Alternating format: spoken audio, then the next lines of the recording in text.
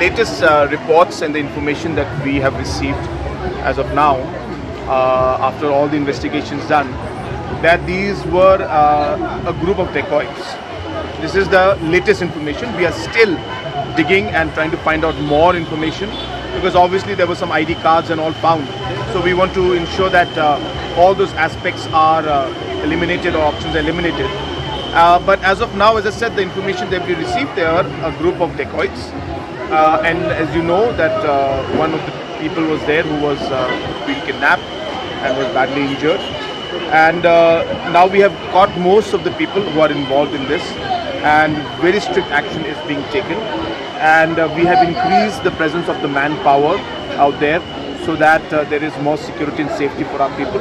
And we will examine and re-examine the overall security issue out there to ensure that these kind of incidents don't happen in the future. As mentioned, from whatever preliminary reports and the investigation that we've conducted till date, it seems, as I said, to be a group of dacoits. And so therefore we don't expect that this is something that is kind of a organized kind of a crime, but individuals who are involved in dacoit process.